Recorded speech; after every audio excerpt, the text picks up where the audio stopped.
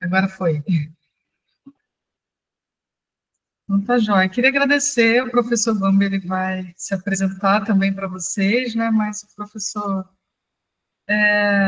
fez... Lembra da Sandra da aula passada, né? A Sandra deu uma aula para eles falando um pouco da experiência delas aí em Moçambique, com a Universidade Uhum. Eduardo Mondlane. O professor Bambi foi o professor que viabilizou, né, a entrada da Sandra na universidade, os estudos, conectou ela lá com os professores, os alunos, então queria aqui publicamente agradecer, né, agradecê-lo por essa conexão, foi super importante, né, para o doutorado dela e para o nosso programa também, enfim, estreitar esses laços, né, com Moçambique e com os trabalhos que vocês desenvolvem aí. Então, queria iniciar agradecendo, professor, essa é uma disciplina composta por alunos de pós-graduação e de graduação em psicologia também, né? Então, os alunos são meio misto, 10º período, 8º, tem alguns do 6º também, né? Mas alunos bastante comprometidos, né, com a formação, e eu acho que a gente vai fazer boas trocas aí esses 2 dias. Então, fica à Ok. vontade, né, para a sua aula e a gente depois gerar alguns Tudo bem. debates. É. Muito obrigado, professora Ana Cláudia. Tentei hesitar a aceitar o convite,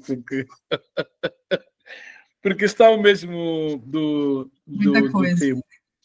Eu, às vezes, costumo dizer que não vivo, apenas sobrevivo. Sou um sobrevivente, não é? Porque é muita coisa nas minhas costas, às vezes tento esquivar, mas as coisas sempre nos perseguem, não é?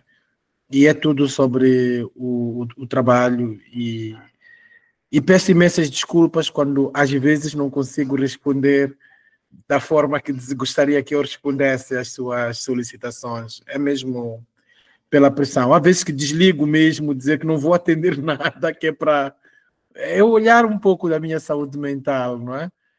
Ok. Eu acho que, mas também agradecer, porque de facto é um reconhecimento ser convidado para falar, ainda que seja por 10 minutos, com estudantes, principalmente quando são estudantes de fora do nosso país, não é? Eu gostaria, antes de falar de mim, falar um pouco de Moçambique, depois vou falar daquilo que me foi solicitado para falar. Eu não sei se o meu português é diferente ou igual ao vosso. O que acham? Me percebem? E aí, gente, dá um feedback, professor. É um pouco Eu acho que diferente, tem muita mas dá para semelhança. entender tudo. Sim. É bem Ok. semelhante. Ok. De alguma forma, como também vivi algum tempo no Brasil, quando fazia o meu doutorado, o meu português se moveu, entende? Quando estou cá com os meus, cá em Moçambique, há algumas expressões vossas que eu uso, mas ao mesmo tempo, quando estou convosco, sentem que é diferente. Então, não sei, estou numa corda bamba, não é? Não sei para qual lado eu caio. Mas, enfim, o meu nome está aí no meu perfil. Eu chamo-me Augusto Joaquim Guambi. Guambi é meu apelido. Sou moçambicano. Portanto, sou moçambicano de 4 décadas e alguma coisa. Portanto, o meu percurso profissional começa com a graduação em psicologia, o meu perfil acadêmico começa com a graduação em psicologia. Falar para vocês que aqui em Moçambique, as nossas formações, a pessoa não vai à universidade só para fazer a psicologia. Faz a graduação em psicologia, mas essa psicologia já vem com uma pré-especialização, diferente do Brasil. Percebo que os programas de formação de psicólogos no Brasil, a pessoa vai à universidade e gradua-se primeiro em psicologia, depois é que faz a especialização. Aqui não, graduamos já com uma especialização. E por que isso? Por causa do nosso percurso histórico. Somos um país onde a psicologia ainda é nova, posso assim dizer. Não tem muitos anos comparando com o Brasil, que já tem 60 anos, não é, professora Ana Cláudia? Já tem 60 anos, porque recordo que em 2012, vocês comemoraram os 50 anos da psicologia no Brasil, em Anhembi, em São Paulo. Eu estive lá presente. Portanto, passam já 12 anos, portanto, a vossa psicologia tem 62 anos. Portanto, a nossa psicologia em Moçambique não tem essa idade, né? Não tem essa idade porque os primeiros graduados em psicologia aqui em Moçambique começaram a ser graduados em 92, né? Daí que ainda é muito jovem a nossa psicologia. E quando a psicologia foi instituída em Moçambique como uma ciência e profissão, havia uma necessidade urgente dela já responder a algumas necessidades daquele momento, não é? Daí que pensaram que vamos formar psicólogos já com uma orientação específica, não é? É por conta disso que nós vamos à universidade e nos graduamos em psicologia, mas já com uma especialização. Portanto, eu, em particular, a minha graduação em psicologia foi em psicologia das necessidades educativas especiais, porque o país, naquela altura, precisava também de psicólogos para poder responder a esse campo das necessidades educativas especiais. Portanto, fiz a minha graduação em 2006 em psicologia. Na mesma altura, quando graduei, quando terminei a minha formação, havia a necessidade de psicólogo clínico numa região central do país. Depois vos explico um pouco, mostrando um pouco o mapa de Moçambique, se bem que apreciaram a minha tese, está lá o mapa de Moçambique.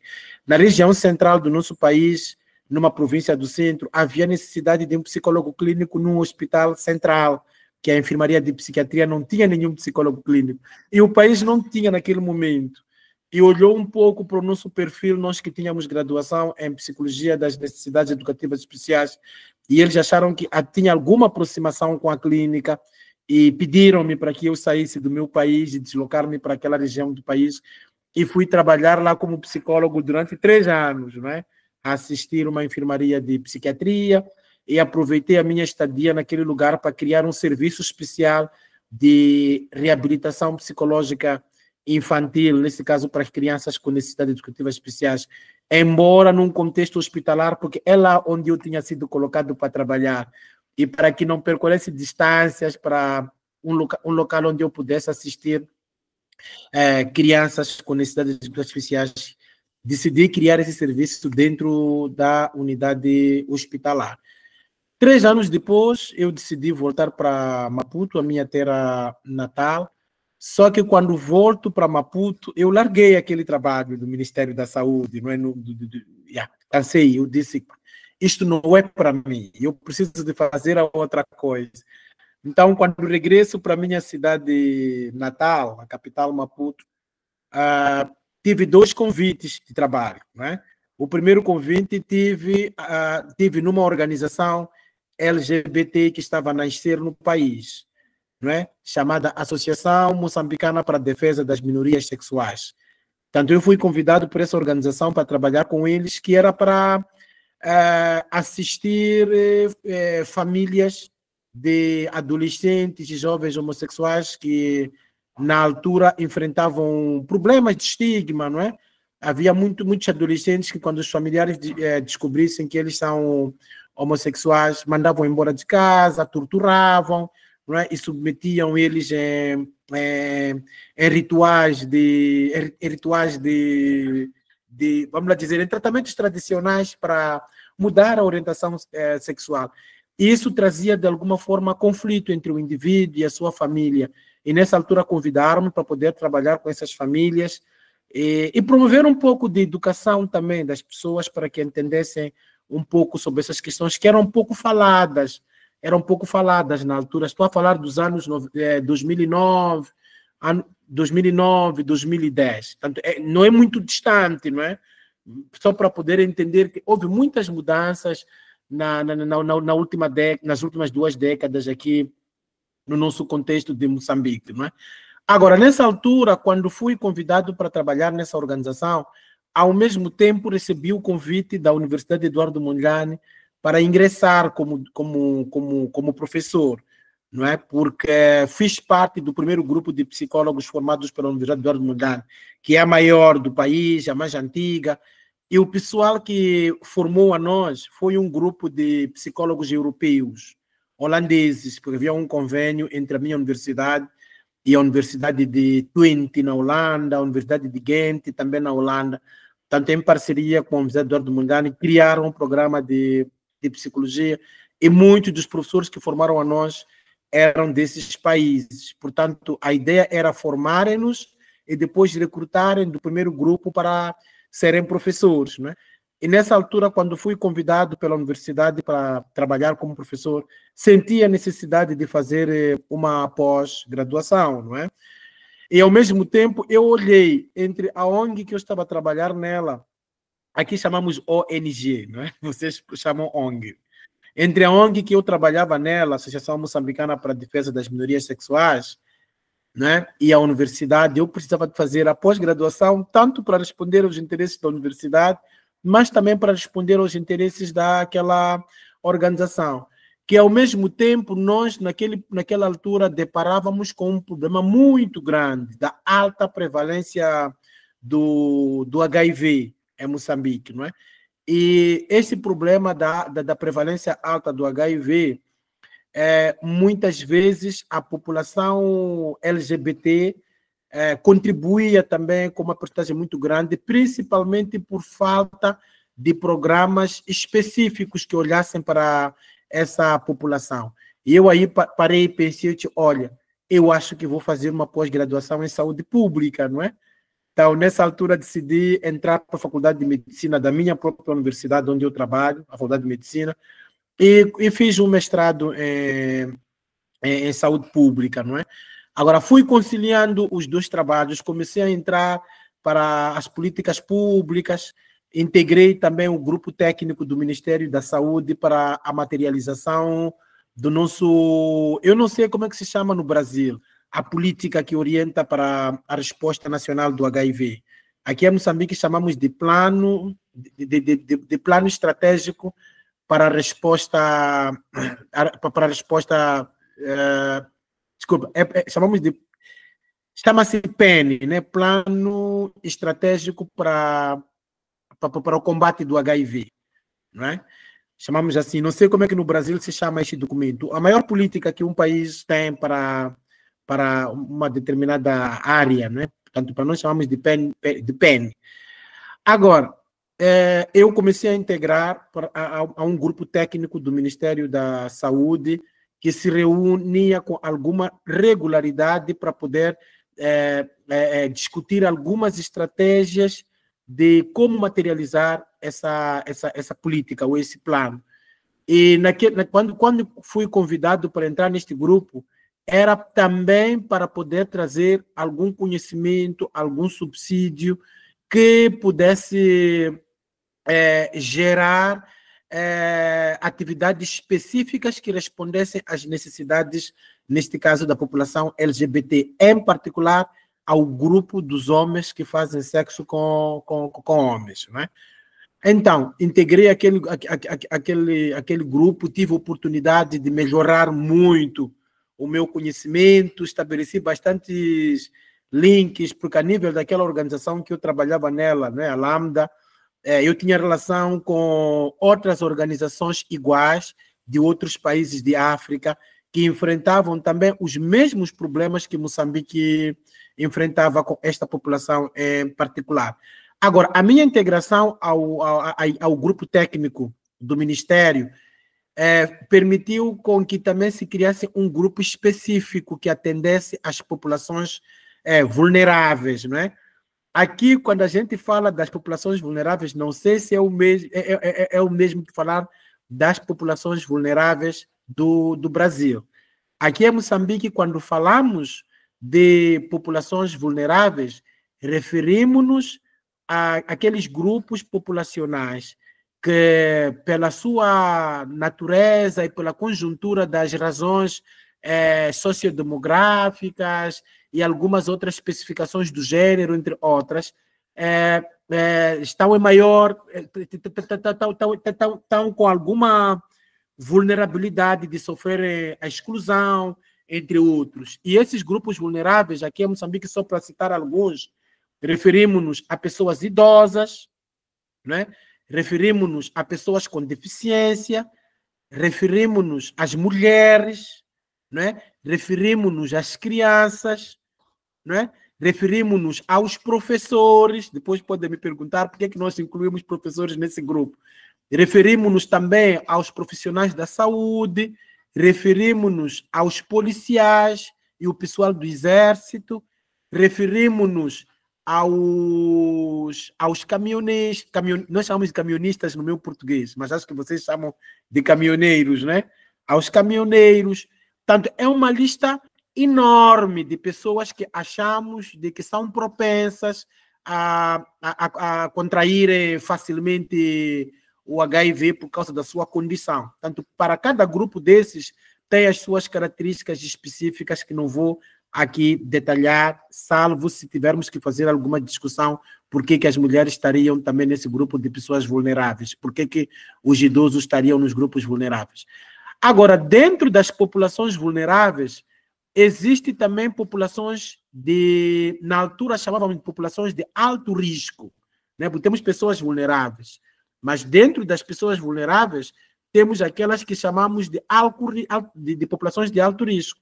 Por que chamamos-las de populações de alto risco? Por razões também programáticas, estruturais e comportamentais, que acabam fazendo com que, dentro das populações vulneráveis, também se extraia aqueles que vamos chamar de populações de alto risco, né? Alto risco de infecção. São pessoas que a sua suscetibilidade de poderem contrair o HIV e SIDA é maior ainda, por questões programáticas, por razões comportamentais, entre outras. Agora, hoje em dia, essas populações que eu chamo aqui de populações de alto risco, chamamos elas de populações chaves. Por quê? Porque os nossos estudos epidemiológicos cá concluíram que essas populações contribuíam em 5% para aquilo que era a prevalência nacional do HIV em Moçambique. E esses 5%, para nós, era um número bastante alarmante que precisávamos de dar maior atenção a este grupo. E quem são essas populações? Referimos-nos aqui aos homens que fazem sexo com homens, referimos às trabalhadoras de sexo, nesse caso mulheres trabalhadoras de sexo, referimos-nos também neste grupo aos usuários de drogas injetáveis, esse era o terceiro grupo, e um quarto grupo que era constituída por mineiros e suas esposas. Por que mineiros e suas esposas? Talvez vos contar um pouco sobre isso. Mineiros e suas esposas, por quê? Durante muito tempo, muitas décadas, aqui em Moçambique, tínhamos, principalmente na região sul do país, que é a zona de maior influência, a província de Maputo, a província de Gaza e a província de Inhambane, que são as três províncias que constituem a região sul do país. Muitas pessoas emigram para a África do Sul para procurar vida, fazer vida, né? Procurar trabalho na África do Sul. E esse trabalho é procurado nas minas. Como sabem, a África do Sul é um país muito importante economicamente em Moçambique por causa da indústria mineira, não é? Portanto, precisa de mão de obra. A mão de obra é encontrada em Moçambique. Muitos homens emigram para a África do Sul. E quando emigram para a África do Sul, esses homens ficam um ano sem vir para Moçambique, só a trabalhar lá. E às vezes renovam o contrato por mais 6 meses. Portanto, ficam 1 ano e 6 meses, 18 meses sem vir para Moçambique. O que acontece? Quando eles emigram para a África do Sul, as suas esposas ficam a se prostituir aqui em Moçambique para poderem garantir o seu sustento, porque a maior parte das mulheres dos mineiros são mulheres com pouca escolaridade, não têm trabalho, não é? Isso acontece muito aqui na nossa população. E porque não têm trabalho, precisam de ser sustentadas. E quando um terceiro ou um quarto homem estabelece um vínculo com elas que permite lhe dar alguma coisa para comprar o básico para se manter enquanto o marido está na África do Sul, elas aceitam. E a forma como elas se relacionam coloca elas vulneráveis para a infecção pelo HIV. Agora, os seus esposos também, durante os 12 meses ou 18 meses que estão na África do Sul, a gente está consciente e os estudos indicam de que eles também se envolvem sexualmente na África do Sul, seja com homens ou com mulheres. E quando voltam para Moçambique, de férias, porque eles depois, quando voltam para Moçambique, ficam 2 meses cá. Naqueles 2 meses que ficam em Moçambique, eles se envolvem sexualmente com as esposas sem nenhuma proteção, porque querem garantir deixar a esposa grávida. Porque reconhecem que, deixando a esposa grávida, ela vai ficar 9 meses, pelo menos, sem manter relações sexuais com ninguém. Os primeiros meses da amamentação é uma crença que as pessoas têm, não é? É uma crença que as pessoas têm. E agora, a gente não sabe o que acontece. Durante aqueles 2 meses que ele está cá em Moçambique para engravidar a esposa, as chances de deixar ela com HIV ou dele contrair, se ela estiver, também são maiores. Alguns estudos já reportavam sobre essas dinâmicas dos mineiros, né? Entre a vida dele na diáspora e a vida dele durante o período que está de férias em Moçambique. Por conta disso, os mineiros também foram tomados como população-chave. Agora, existe um outro grupo que foi também tomado ultimamente como população-chave, que é o grupo dos caminhoneiros a longo curso, porque os caminhoneiros também a longo curso, maior parte deles fazem o movimento África do Sul, Moçambique, e eles percorrem o Moçambique todo, partem do sul de Moçambique até a província que está lá em cima, que chamamos de Cabo Delgado. Agora, durante o percurso do caminhoneiro, em cada ponto onde ele para repousar, é claro que ele vamos lá dizer, ele atrai muitas mulheres que fazem o comércio na rua. Portanto, ele mantém relações sexuais com essas mulheres pelo caminho. Daí que se considera esse grupo também como vulnerável, porque ele transporta o HIV com ele e vai distribuindo por diferentes cantos. Agora, portanto, é nesse âmbito que eu conto que depois assumi o desafio de fazer o mestrado em saúde pública, portanto, em 2010, 2011, e me formei em 2012. Quando me formo em 2012 em saúde pública, na especialidade de promoção da saúde, prevenção e controle de doenças, calhou que em 2012, em agosto, eu viajei para participar no evento no Brasil, da celebração dos 50 anos da psicologia em Anhembi. Lá tive a oportunidade de conhecer psicólogos brasileiros, com os quais mantive contato permanente, e surgiu-me o interesse de fazer o meu doutorado no Brasil. Daí que em 2014, logo no começo do ano, consegui concorrer e fui aprovado por uma bolsa da CAPES e fui fazer o meu doutorado na UFRJ, no Rio de Janeiro, sob orientação do professor Pedro Paulo Bicalho. Devem o conhecer porque ele é o presidente do Conselho Federal de Psicologia, e continuei neste doutorado estudando os dispositivos em saúde. Quando eu falo de dispositivos em saúde, refiro-me mesmo àquilo que é usado como recurso estratégico para poder promover a comunicação em saúde para os homens que fazem sexo com homens. E comunicação com impacto, não é? É por conta disso que dialogo muito com Deleuze, com Foucault, sobre essa questão do dispositivo, porque a comunicação é muita que é feita. A gente usa cartazes, usamos a rádio, usamos a televisão, usamos a estratégia de educação de pares para poder para promover campanhas de educação para a mudança do comportamento, para melhorar as práticas sexuais entre pessoas do mesmo sexo e torná-las com poucas chances, nesse caso, de transmissão do HIV. Daí que na minha pesquisa procuro estudar como é que esses dispositivos podem ser adaptados para tornarem-se mais dialogantes,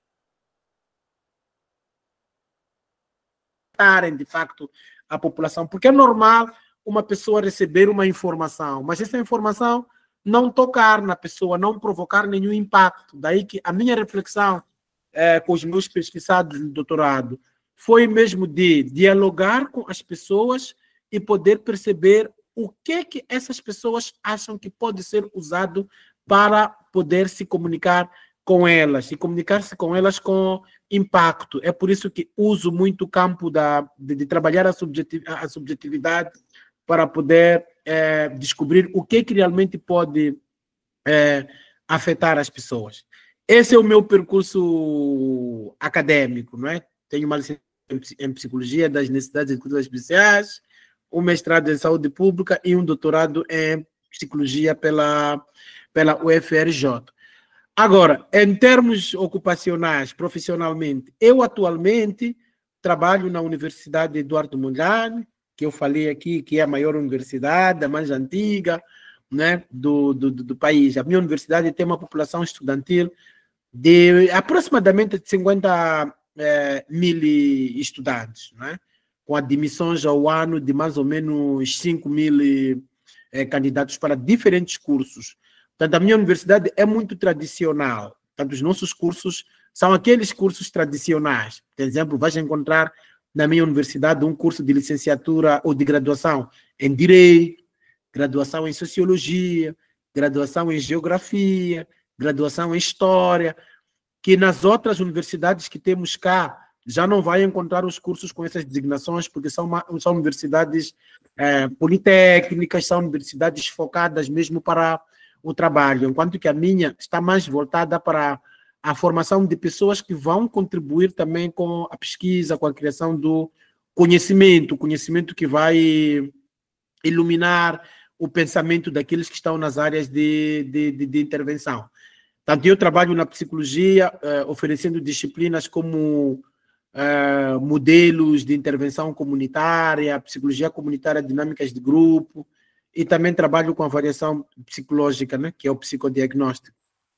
Agora, eu neste momento sou responsável pela área de investigação a nível da Faculdade de Educação, porque é a Faculdade de Educação que também oferece o curso de graduação em psicologia, não é? É basicamente isso em termos da minha apresentação. A professora Ana Cláudia fez-me o convite para fazer essa fala no vosso curso em 2 dias, o dia de hoje e a próxima quarta-feira. E a minha fala está dividida em 2 partes. A fala de hoje se centra sobre as estratégias de saúde e acesso aos serviços de saúde para os grupos vulneráveis, em particular para o grupo de homens que fazem sexo com homens, que é a minha tese de doutorado. É sobre a minha tese que vou partilhar convosco o meu percurso de pesquisa. E a aula da próxima semana falarei sobre a metodologia da cartografia como uma possibilidade de produção de conhecimento. Portanto, é sobre isso que eu vou falar. Não sei se há alguma questão que gostariam de colocar antes de passar para outra fase.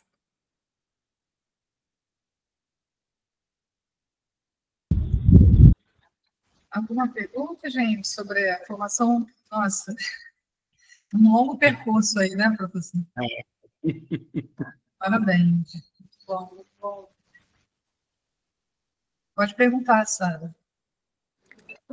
Eu gostaria de perguntar qual seria exatamente a temática específica envolvendo homens com homens, né? Que você disse que foi sua especialidade no doutorado.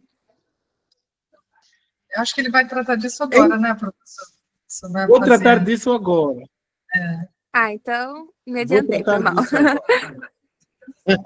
Não tem problema, estamos aqui para tudo, né? Eu não preparei nenhuma apresentação em PowerPoint e também não fui buscar a apresentação que usei na minha defesa, porque ela filtrou muita informação. Há muita coisa que não precisei falar na minha defesa e que está lá na tese, daí que evitei também puxar essa apresentação porque seria limitante. Eu gosto de falar de forma aberta sobre as coisas. Mas a colega, conseguem ver a minha apresentação? Conseguimos. É sucorido, né? Ok.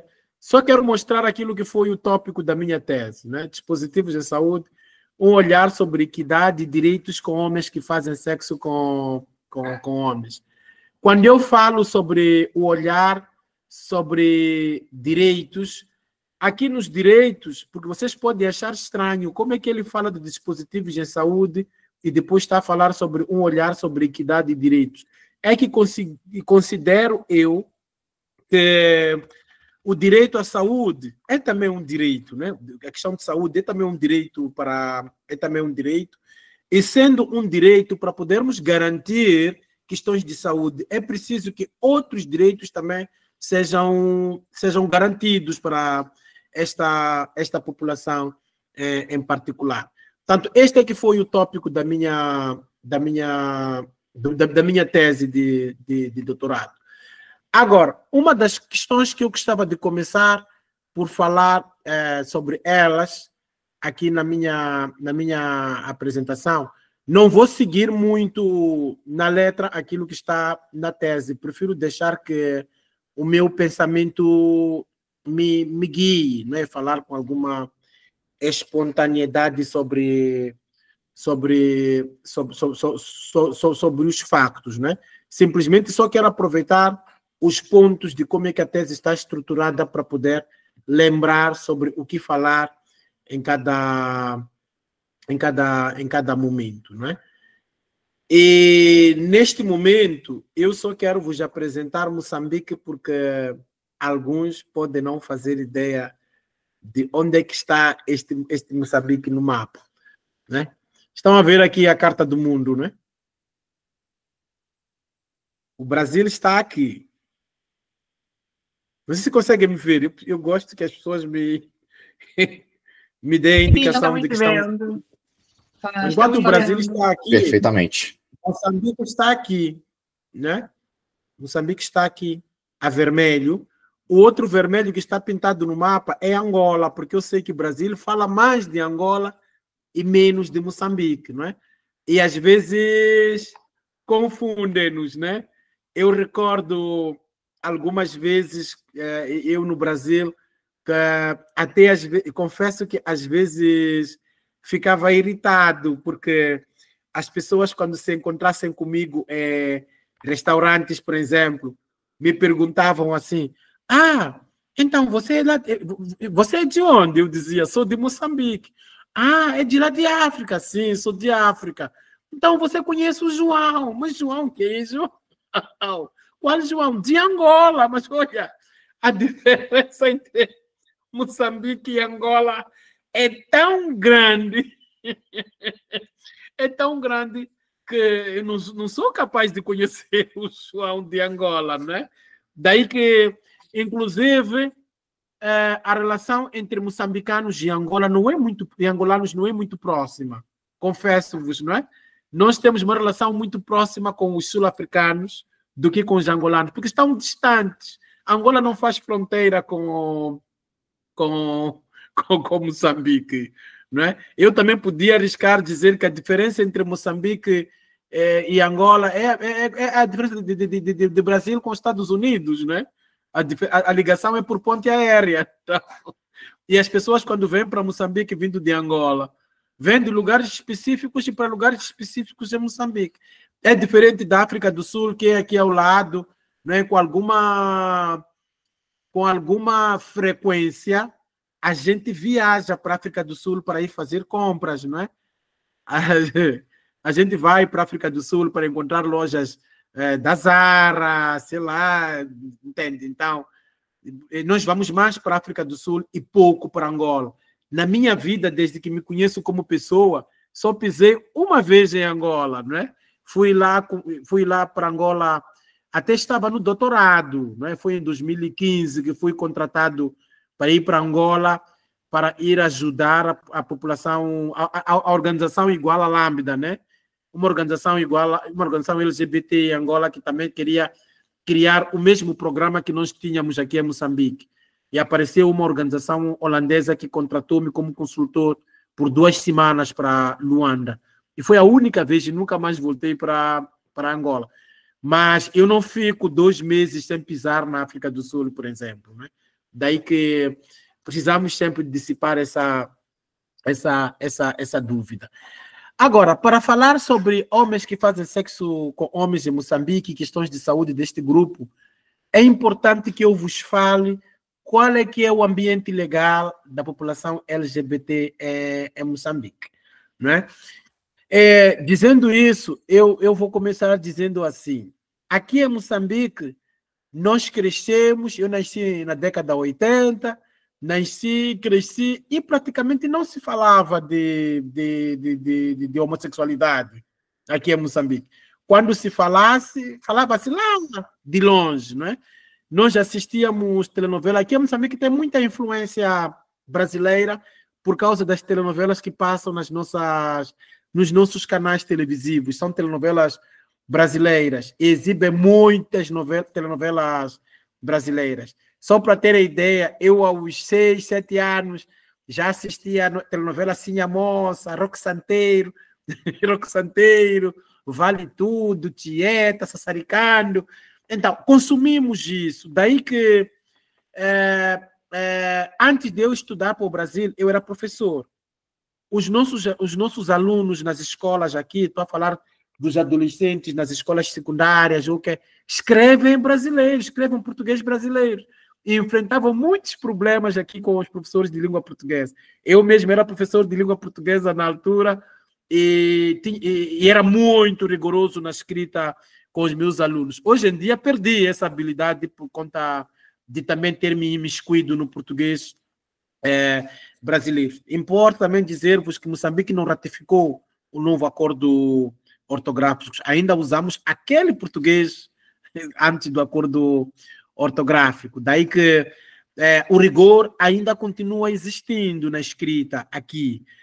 Então, para dizer-vos com isso que começamos a ver e a comentar alguma coisa sobre a homossexualidade em Moçambique por conta das telenovelas brasileiras que já aparecia, embora com alguma timidez, com personagens LGBT, não é? Eu recordo da telenovela Chica da Silva, que tinha ali alguns personagens, né? E aqui comentávamos, até achávamos engraçado, né?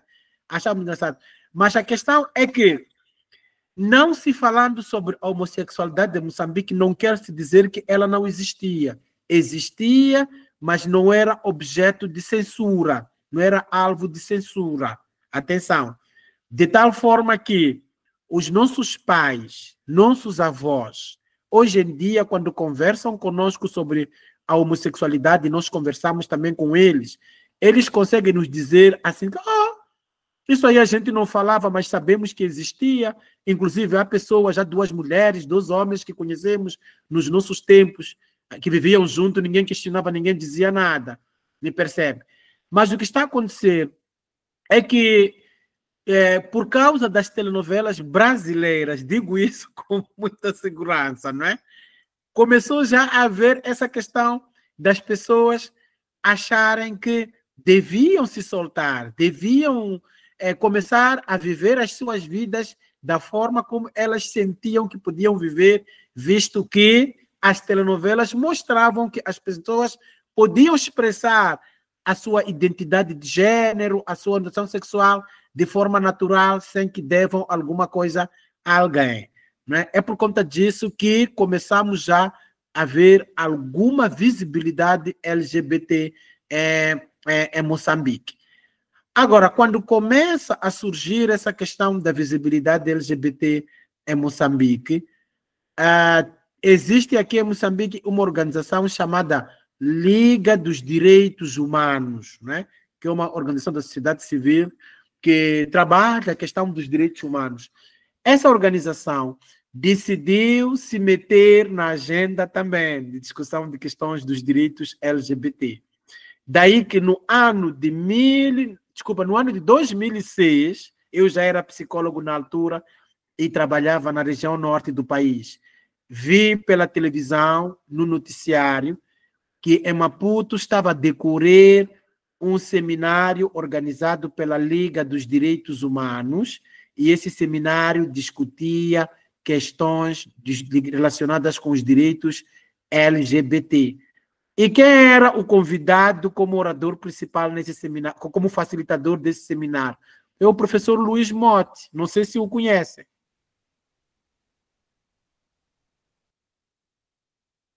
Eu não conheço, não sei se o restante da turma conhece. Okay. O professor Luiz Motti era um professor já jubilado da UFBA, da Universidade Federal da Bahia, né? O professor Luiz Mota, inclusive, acho que podem pesquisar um pouco sobre ele, porque ele ainda é vivo, está na Bahia, está aposentado, ele é antropólogo, foi a pessoa que criou a GGB, o Grupo Gay da Bahia, que foi uma das primeiras organizações LGBT no Brasil, né? Tanto esse professor Luiz Mota veio para Maputo a convite da Liga dos Direitos Humanos para orientar ou para facilitar um seminário com pessoas da área do direito, com pessoas da sociedade civil, defensores dos direitos humanos e várias pessoas homossexuais, lésbicas e gays, que tiveram interesse pela questão da necessidade de se criar um movimento em Moçambique, tanto participaram nesse movimento.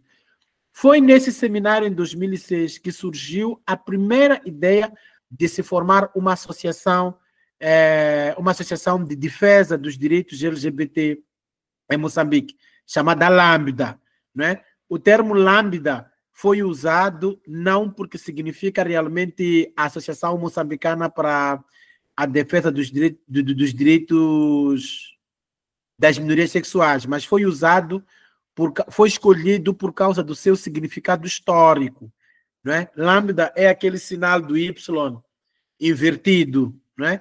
Que em física significa a diferença entre duas cristas ou duas valas. Os que entendem as ciências naturais já devem perceber o que eu estou a falar. Então, escolheram aquele símbolo porque já foi usado no passado, quando surgiram os primeiros movimentos LGBT no mundo, não é? Por causa do seu significado, o significado do termo, que significava a questão da busca do equilíbrio entre o indivíduo e a sociedade, não é? Porque a partir do momento que a pessoa se intitula, se acha que é diferente dos outros, gera-se um problema aí, não é? É aí onde surge a questão dos problemas de exclusão, do preconceito e da discriminação. Então, a gente sempre tem que buscar um equilíbrio entre a sociedade e o indivíduo. E por conta disso, escolheu-se esse símbolo do Y invertido, que é Lambda, para poder se designar a esta primeira organização LGBT em Moçambique. Agora, essa organização, depois desse seminário, sentou, começou a desenhar os seus estatutos para poder se registrar também como uma organização da sociedade civil em Moçambique. Acreditem, desde aquele ano até hoje, que estamos em 2025, essa organização nunca foi aceito o seu registro, né? Daí que um dos problemas que são debatidos aqui na praça em Moçambique é a questão do porquê do não reconhecimento da Lambda como uma organização. Porém, essa organização é usada, inclusive, pelas instituições do Estado para implementar programas de saúde, programas de proteção dos direitos humanos. A Lambda é um parceiro estratégico muito importante do Ministério da Saúde. É um parceiro estratégico também do Ministério da Justiça, quando a gente quer falar também dos direitos LGBT, porque há essa questão da lei nossa que não protege os direitos das pessoas LGBT, mas, por sua vez, encontra situações que precisam de ser tratadas pelos tribunais, né? Situações, por exemplo, de 2 homens ou 2 mulheres que moraram juntos durante algum tempo e chegou uma altura em que essas pessoas querem se separar, né? Como é que a gente trata, né? Trata, julga e discerne sobre a questão da separação dessas pessoas? Daí que a Lambda, às vezes, ela é solicitada a opinar ou a dar algum juízo no sentido de iluminar um pouco o pensamento daqueles que são os aplicadores da lei para julgar casos dessa natureza. Mas ela nunca foi aceita o seu registro. O registro da Lambda não está a ser aceito por quê? Não está a ser aceito porque está mesmo relacionado com o preconceito que estamos aqui a falar. Aquela que é a pessoa que devia aceitar o registro de uma organização que reconhecemos que é importante para a proteção dos direitos humanos, para a questão da garantia dos direitos à saúde, direito à educação, entre outras, né? Essas pessoas têm poder de o fazer, mas não o fazem por medo. Medo de quê?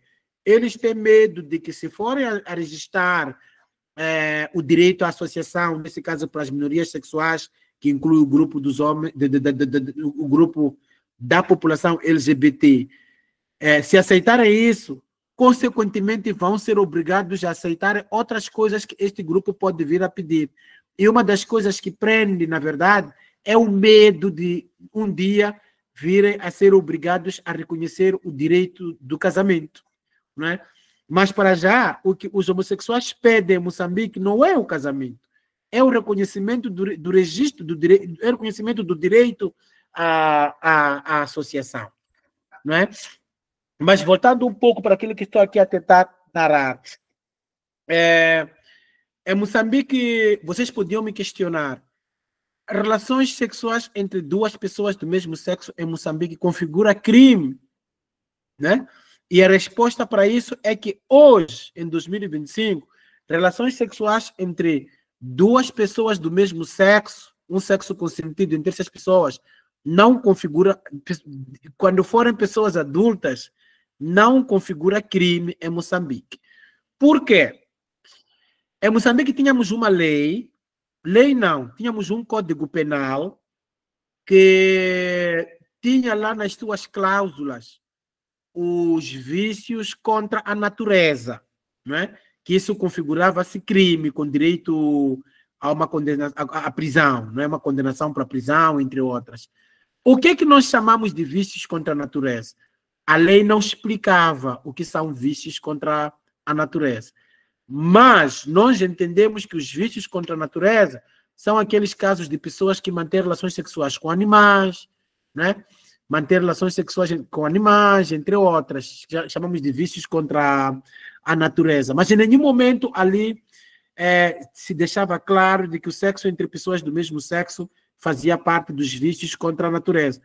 Mas um juiz, a julgar um processo que tratasse que versasse sobre matéria de sexo entre duas pessoas do mesmo sexo, podia recorrer a este artigo para condenar as pessoas por praticarem sexo entre pessoas iguais.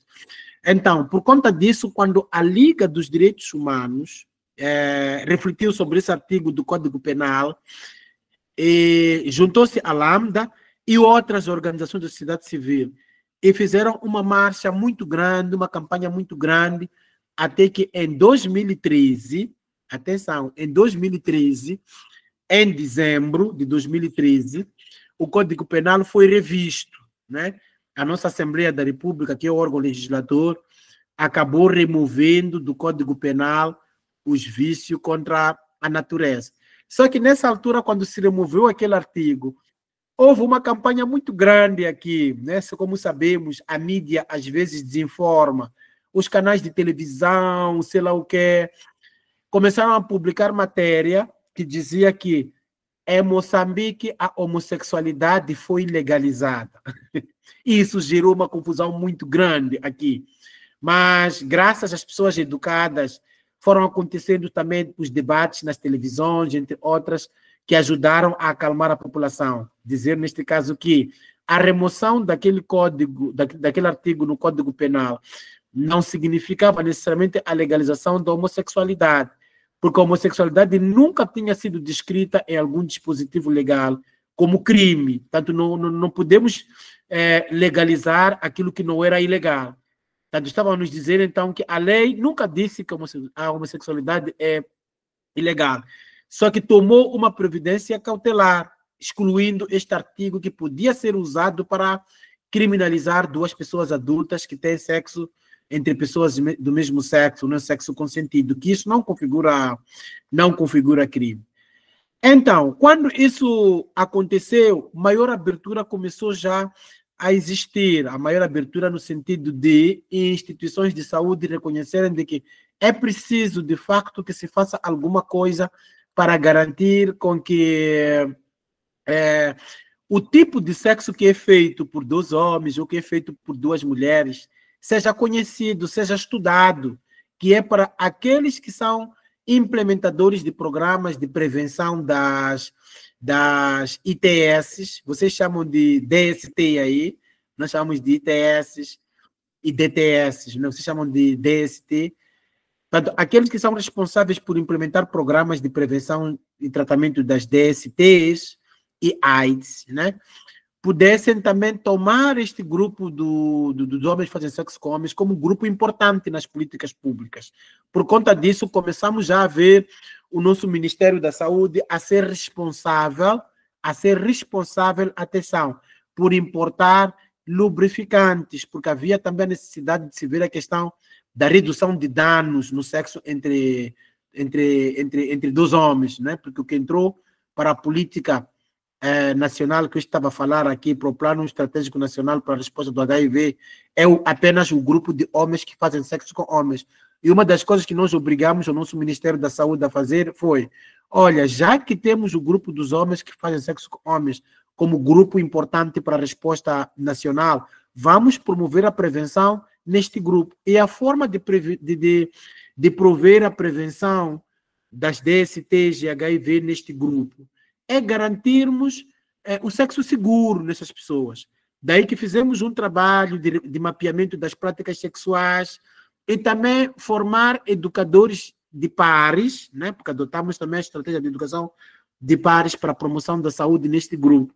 E os educadores de pares foram pessoas muito importantes para estabelecer o contato boca a boca, o contato cara a cara com as pessoas da comunidade LGBT, sobretudo os homens que fazem sexo com homens, e garantir com que a mensagem sobre as práticas sexuais seguras chegasse a essas pessoas. E não basta garantir a mensagem chegar, é preciso garantir que as pessoas tenham acesso também aos insumos. Quando a gente fala dos insumos, referimos-nos às camisinhas, né? Referimos-nos também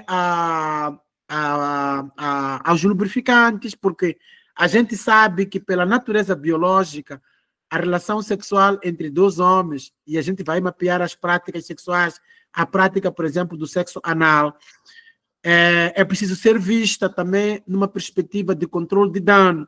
Né? O que a gente precisa para reduzir o dano? É preciso preparar as pessoas para que saibam que nas suas práticas sexuais não usem apenas a camisinha. É preciso associar a camisinha aos lubrificantes para que os danos possam ser menores. E tendo danos menores, a chance também de transmissão do vírus ou então das doenças, de outras doenças sexualmente transmissíveis vai ser menor essa chance.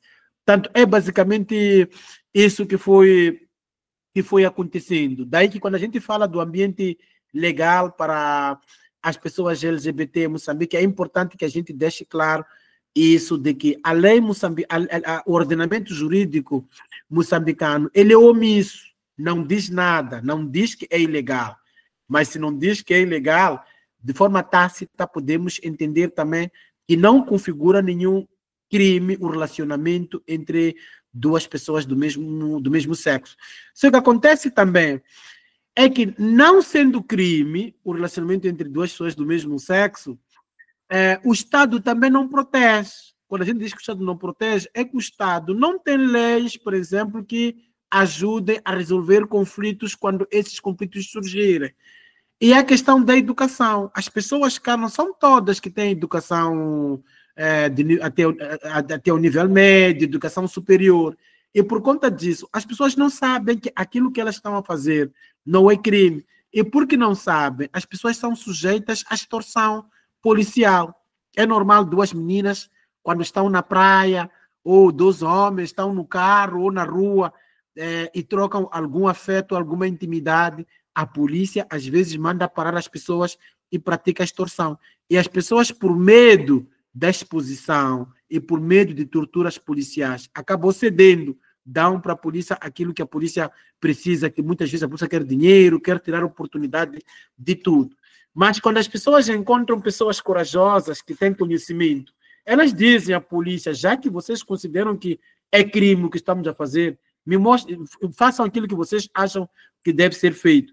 A polícia acaba levando as pessoas para a esquadra, quando chega na esquadra, não se encontra matéria de crime e as pessoas são absorvidas.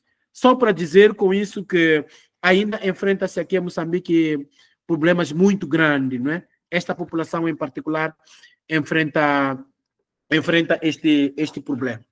Portanto, esse aqui é o ambiente que se vive aqui em Moçambique em termos legais, quando a gente fala do ambiente legal para as pessoas LGBT. Então, continuando um pouco com esta narrativa, posso falar de forma particular sobre questões de acesso à saúde, né? Há estudos que foram feitos aqui em Moçambique, não somente com os homens que fazem sexo com homens, mas há estudos que foram feitos também com mulheres trabalhadoras de sexo. Vou parar aqui de partilhar a minha tela, só para eu poder falar à vontade, porque estava com duas telas ligadas. Aqui em Moçambique, há estudos que nós fizemos muito antes de eu ir para o doutorado, acho que foi em 2011, fizemos estudos com 4 grupos, né? Chamamos de inquéritos integrados, biológico e comportamental, né? De prevalência, né? Fizemos esses estudos com homens que fazem sexo com homens, fizemos também com mulheres trabalhadoras de sexo, fizemos com os mineiros e suas esposas, eu tinha referido aqui, e fizemos também com os usuários de drogas injetáveis.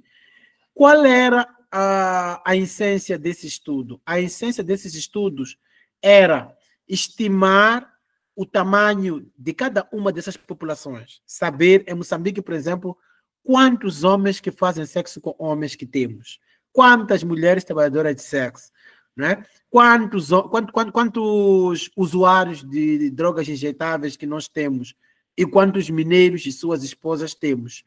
Esse estudo foi um estudo quantitativo, fizemos em colaboração com a Universidade de Colômbia, né?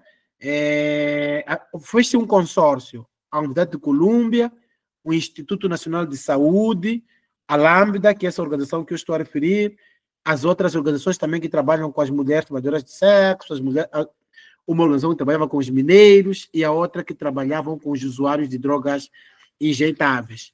Por que a Universidade de Colômbia, o Instituto Nacional de Saúde, a Pathfinder também, devem conhecer a Pathfinder, que é uma organização também internacional que trabalha na área de saúde sexual e reprodutiva, está também aqui em Moçambique. Por que essas organizações se juntaram às organizações comunitárias? Juntaram-se às organizações comunitárias porque reconheceram que é estratégico ter essas organizações como parceiras nesse estudo, que era para facilitar o acesso a essas populações. Eu disse no começo da minha fala, essas populações não são apenas populações vulneráveis, são populações de alto risco, né? Por razões programáticas, razões comportamentais, entre outras. Agora, o acesso a essas populações nem sempre é fácil, né? Principalmente para os 3 grupos. Não era fácil, na natura, ter acesso às pessoas, aos homens que fazem sexo com homens, não era fácil ter acesso às mulheres trabalhadoras de sexo, porque o trabalho de sexo em Moçambique constitui crime. Eu esqueci de falar sobre isso. Não é legal a venda do sexo em Moçambique. Não sei no Brasil, não é? Não é legal usar drogas injetáveis em Moçambique. Daí que essas populações, em algum momento, chamamos elas de populações invisíveis. De ter acesso a elas. Então, é muito importante nessa fala eu falar um pouco sobre como é que nós conseguimos ter acesso a essas populações. Professora Ana Cláudia, de quando em vez abres a câmera, às vezes fecha. Eu gostaria que deixasse a câmera aberta, porque consigo ver na tua expressão o feedback. Não, ela tá aberta direto, acho que é por conta do sinal que não está bom, aí o sinal fica instável e ela fecha sozinha. Mas eu estou aqui, estou com ela aberta o tempo inteiro. Eu gosto de ter algumas pessoas com as câmeras ligadas, porque os vossos rostos me dão um feedback. Quem puder abrir, gente, porque eu acho que só está a Ana Luísa com a câmera aberta, todo mundo está fechado. Yeah. Quem puder abrir, abre, porque eu tenho feedback com os vossos rostos. E esse... Yeah. Isso me permite falar e não apenas para Isso, para a para tela, a né? câmera sozinho, isso, lógico. Yeah.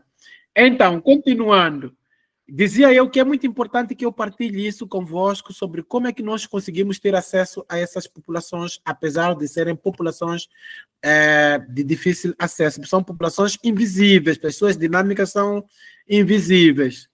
Primeiro dizer o quê? Se fosse para fazer a pesquisa, pelo menos no grupo dos homens que fazem sexo com homens, se fosse para fazer o estudo com os homossexuais, a coisa seria muito fácil, porque os homossexuais são visíveis, né? Quando digo são visíveis, é que as suas dinâmicas são visíveis. Dentro do grupo de homossexuais, nós encontramos aquelas pessoas que são ativistas, vivem a cultura gay, sabemos em que bares as pessoas frequentam, a gente vai ao encontro. E a partir daquele local, a gente pode encontrar outras pessoas. Mas o que está a acontecer é que a pesquisa não era com homossexuais. Atenção. Era com homens que fazem sexo com homens. Né? Esse termo de HSH é um termo que foi criado dentro dos estudos epidemiológicos. HSH não é orientação sexual e não é nenhuma, como eu posso dizer, não é nenhuma identidade de gênero, não é? É uma categoria de análise apenas, é uma categoria que engloba um grupo heterogêneo de pessoas, nesse caso, pessoas homossexuais, pessoas bissexuais e até pessoas heterossexuais. Nesse caso, todas as pessoas, aqui é uma questão comportamental só, nessa categoria, porque o que interessa para os estudos epidemiológicos é a questão categórica do comportamento. O fato da pessoa aceitar e reconhecer que manteve relações sexuais com outro homem.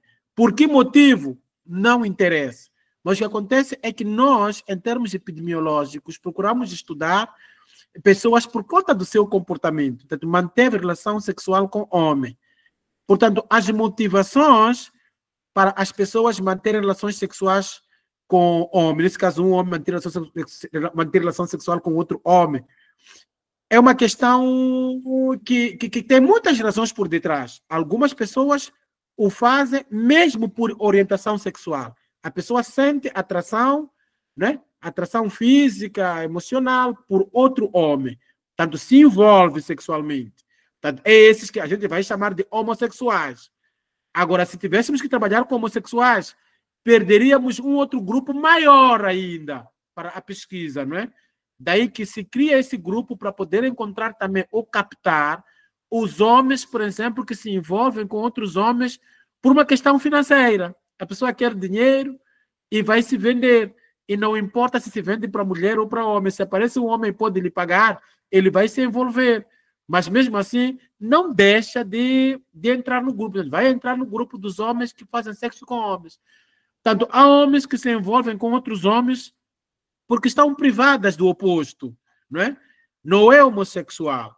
Também não está à procura de dinheiro, mas a sua natureza, porque está enclausurada, né? Está na prisão, está no convívio com os homens e sente necessidade biológica, não é?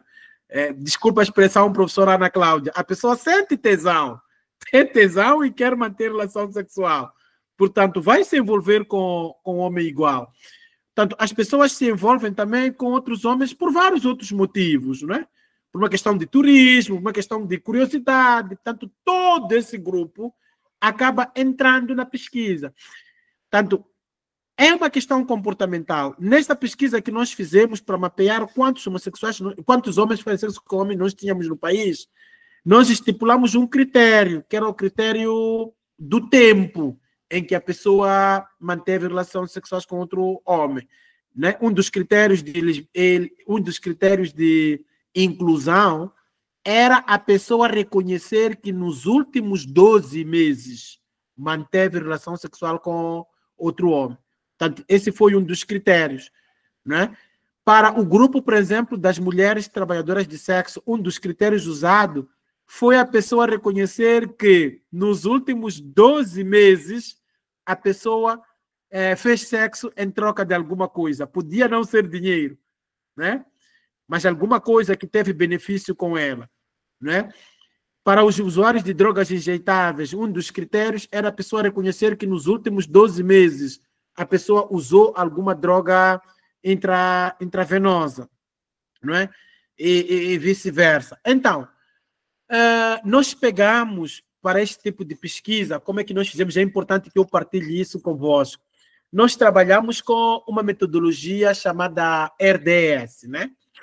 RDS, que achamos que era uma metodologia aplicada quando se trabalha com populações de difícil acesso. Em que é que consiste o RDS? O RDS consiste em trabalhar com sementes. O que são sementes? Naquele grupo da população, procura encontrar pessoas que são HSHs. Podem ser pessoas que dizem assim, eu não sou homossexual, não me identifico como homossexual, mas eu faço sexo com outros homens, né? Tanto convida-se a pessoa a aceitar participar da pesquisa como semente. O que é isso de aceitar participar da pesquisa? Como é que isso acontece? Conversa-se com a pessoa, fala-se com a pessoa sobre a importância de fazermos esses estudos, esses tipos de pesquisa, porque esse tipo de pesquisa ajuda-nos a sabermos quantas pessoas são e quais são as suas dinâmicas, desde as dinâmicas de socialização, né, as dinâmicas sexuais, as redes sexuais. Portanto, a pessoa aceita, pode... 3 pessoas, né? Entramos na comunidade, conseguimos identificar 3 pessoas. E se conseguirmos encontrar pessoas influentes, melhor. O que é isso de pessoas influentes? Pessoas que conhecem muito bem a sua comunidade, né? Portanto, essas pessoas são preparadas, né? Foram preparadas sobre aquilo que nós queríamos fazer com elas para poderem nos ajudar a recrutar os outros. Chamamos elas de semente porque essas pessoas vão nos ajudar a gerarmos outras pessoas, né? Portanto, essas pessoas são preparadas. O que elas fazem? Recebiam um convite, né? Recebiam um convite. O convite que elas recebem, o que é? Eram chaveiros. Sabe o que é um chaveiro, né? Um chaveiro. Sim, algo como este. Né? Um chaveiro, algo muito bonito e apreciável, que todo mundo vendo havia de querer ter, né? Um chaveiro para portar as chaves. As pessoas podem ser pobres, seja o que for, mas pelo menos têm consigo uma chave, né? A chave da casa, a chave do quarto, é a coisa preciosa que as pessoas têm. E essa chave que a gente tem, precisa sempre de mantê-la segura. E quando conseguimos ter essa chave num chaveiro bonito, né? Melhor ainda. Então, aquelas sementes ali que nós recrutamos, convidamos as pessoas, participaram do inquérito, recebendo o chaveiro. Quando se recebe o chaveiro, não é um, recebe cada pessoa das 3 sementes recebia 3 chaveiros. Significa o quê? Que tinha que ir convidar 3 pessoas. E as 3 pessoas que a pessoa vai convidar devem ser pessoas da sua rede. Nesse caso, rede sexual. Não apenas rede de socialização. A pessoa tinha que sair, ir a um encontro de pelo menos 3 pessoas que ela tenha mantido relações sexuais com elas nos últimos 12 meses. Né? Conversar com elas, convencer essas pessoas a aceitarem fazer parte do estudo. Portanto, essas pessoas, quando aceitassem, cada uma delas recebia o chaveiro a partir do seu recrutador, que é aquela pessoa que faz parte da sua rede sexual. Então, os inquiridores aí acabavam tendo 9 pessoas, né, por entrevistar. As 9 pessoas entrevistadas, por sua vez, cada uma delas recebia 3 convites, 3 chaveiros nesse caso. Cada uma das pessoas tinha que procurar as outras 3 pessoas que manteve relações sexuais com elas nos últimos 12 meses. E assim ia crescendo, né? Aquela amostra de 9, né, fez gerar 27 pessoas. Aquelas 27 pessoas foram entrevistadas e depois da entrevista, cada uma delas recebia também 3 convites, e foi crescendo o número assim, não é? Não interessa nessa pesquisa partilhar sobre quantas pessoas conseguiu atingir essa pesquisa não era da minha tese, mas estou a partilhar convosco essa experiência de uma estratégia de como trabalhar-se com populações de difícil acesso, né?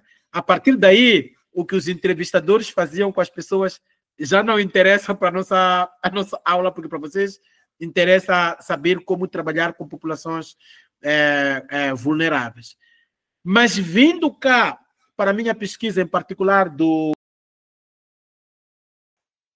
eu tive facilitadores. É uma outra experiência essa muito importante que, sem usar aquela metodologia de trabalhar com chaveiros, dar os convites às pessoas, também achei interessante.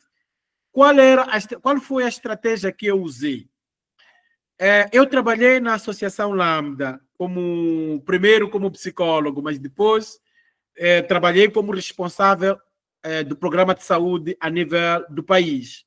Em cada uma das províncias, eu tinha um assistente de programa. O meu assistente de programa, por sua vez, tinha um grupo muito grande de ativistas e educadores de pares, né? Que nós regularmente formávamos essas pessoas para poderem garantir a educação cara a cara, né? Ou boca a boca, às pessoas. Daí que eu consegui formar esse capital de pessoas que achei muito importante na altura que já precisei de fazer o meu trabalho de campo. O que eu fiz no meu trabalho de campo? Eu escolhi 3 cidades importantes do meu país, que é a cidade de capital Maputo, aqui onde eu vivo. Escolhi a cidade da Beira, que está no centro do país, né? E peguei uma cidade do norte do país, 3 cidades importantes de Moçambique. Peguei essas cidades, e nessas cidades peguei os ativistas que trabalhavam para o programa de saúde da Lambda. Na altura, quando eu fiz a minha pesquisa de doutorado, eu já não trabalhava na Lambda, né? Já não trabalhava na Lambda. Mas, porque algumas pessoas podiam dizer, usou o poder para ter acesso às pessoas. Eticamente, isso é errado. Não usei o poder. A única facilidade que eu usei foi o facto de eu conhecer por dentro as pessoas com quem eu ia trabalhar. Daí que para cada uma das 3 cidades onde fiz a pesquisa, quando cheguei, tive a permissão, nesse caso, da organização, assim como dos outros comitês do programa de saúde daquela região, né? Nesse caso do Estado, tive a permissão para poder recolher dados naquela organização. E naquela organização, os ativistas foram muito importantes para mim, porque cada cidade onde eu fosse marcava uma reunião para uma sessão de grupo focal com os beneficiários sociais do programa de saúde e HIV que a organização tinha. Tanto fui fazendo grupos focais com os jovens, mas a ideia para eles participarem de grupos focais não consistia apenas em os jovens chegarem nos escritórios ou no local e logo eu recrutar para participar no grupo focal. Não. O que eu fiz foi, chegava numa cidade, ficava uma semana na cidade ou 2 semanas quando fosse necessário. Todos os dias eu ia para a organização para encontrar jovens que recebiam um convite dos seus pares para virem conversar comigo sobre saúde e suas práticas sexuais. Portanto, as pessoas vinham para a organização, eu conversava com elas, e dentro dos meus critérios, eu selecionava as pessoas que preenchiam os critérios que eu queria para as pessoas poderem receber o convite para participar do grupo focal. E dessa forma, eu organizava já encontros em grupo com os jovens e arranjava tópicos necessários, especiais, para poder colocar em debate com as pessoas. E aí fazer a minha produção de dados. Essa é uma questão que vou conversar convosco na próxima aula, sobre essa questão de a gente recolhe dados ou produz dados, porque em cartografia não existe a coleta de dados, né? Existe a produção de dados e esse exercício é feito em cooperação entre o pesquisador e os seus pesquisados, né? Daí que foi isso que eu fiz na minha pesquisa. O interesse na minha pesquisa era mesmo saber que informação os meus pesquisados gostariam de receber sobre saúde, né? Que informação eles gostariam de receber sobre saúde e quais são os canais que eles atualmente, quando digo atualmente, no então, naquela altura, quais são as fontes que eles usavam para poder obter informação sobre saúde. E foi claro, na verdade, naquela altura, eles disseram-me, por exemplo, que para obter informação sobre saúde, recebiam a partir dos educadores de pares, recebiam a partir do pessoal da saúde, quando fossem as consultas, recebiam a informação, por exemplo, a partir da rádio, da televisão, quando passa a propaganda que chama a atenção às pessoas sobre os seus comportamentos, né, face à saúde. Agora, mas ao mesmo tempo, fora de mapear as fontes de informação, eu procurei aferir junto das pessoas e com as pessoas sobre quais são os canais que preferencialmente gostariam que fossem usadas para serem informadas sobre saúde. Portanto, eles puderam partilhar comigo e fiz as minhas análises dessas informações e tirei as minhas conclusões, que ficaram também nas conclusões da tese. Avaliei também o acesso aos serviços de saúde. O que é isso de avaliar o acesso aos serviços de saúde? Procurei saber deles aonde é que eles costumam recorrer quando precisam de uma assistência de saúde, né? Porque é normal as pessoas terem, por exemplo, uma DST anal, não é? Estou a falar de homens, minha pesquisa foi com homens. Quando eles têm, por exemplo, uma DST anal, aonde é que eles costumam tratar? Foi muito importante para mim saber se eles usavam ou não aquilo que são serviços que existem para a população geral. Porque houve um tempo aqui em Moçambique que havia uma discussão sobre a necessidade de se criar serviços especializados, serviços separados para as pessoas, nesse caso para os homens que fazem sexo com homens. Mas a minha visão sobre isso é contrária a essa visão que começou a ser discutida na altura, ou a ser debatida na altura, porque eu acho que se estamos a discutir sobre direitos humanos, que incluem também a questão do direito à saúde, a gente tem que promover a inclusão, né? Tem que promover a inclusão social, temos que promover a inclusão também no uso dos serviços que existem. Porque se começarmos a criar programas especiais para as prostitutas, programas especiais para os mineiros, programas especiais para os homens que fazem sexo com homens, a gente estaria a puxar a roda para o contrário daquilo que nós gostaríamos que fosse, né? O que nós temos que fazer é criar um ambiente acolhedor dentro daquilo que já existe. Não temos que ter clínicas especiais para a população LGBT. Daí que na minha tese falo muito sobre isso, sobre a necessidade de prepararmos os profissionais de saúde, né, para desconstruir os preconceitos que eles têm para com certos grupos populacionais e atenderem as pessoas de forma humana, não é? De forma humana, de forma amigável, para não retrair as pessoas dos serviços, né? Porque a inclusão é tudo aquilo que nós queremos para a construção de uma sociedade justa, não é? Eu acho que fiquei 1h30 a falar. É tempo de eu dar essa parada para podermos dialogar, vocês também partilharem aquilo que vocês acharam disto, não é? Porque às 20 horas mesmo temos que encerrar. Obrigado. Obrigada, professor. Estou aqui cheio de anotações, né? Muito boa a sua fala, muito bonito o trabalho, né? E fiquei aqui super curiosa, né, para poder ler mais a sua tese. É um trabalho incrível. Parabéns aí pela trajetória, né? Enfim, estou ciente, né, do trabalho que vocês exercem em Moçambique.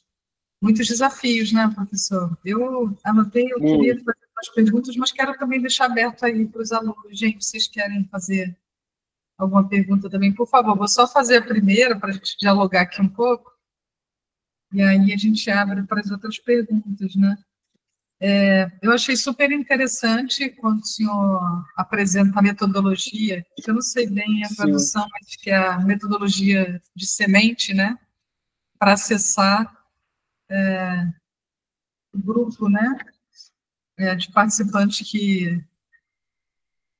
dos grupos vulneráveis, né, que a gente precisa utilizar para fazer estudo, enfim, achei muito legal e vou até procurar saber um pouco mais sobre isso. E fiquei também um pouquinho curiosa para saber sobre os grupos focais, né, que você desenvolveu para a sua tese. Se eu não me engano, você tinha 2 objetivos principais, que era para entender um pouquinho sobre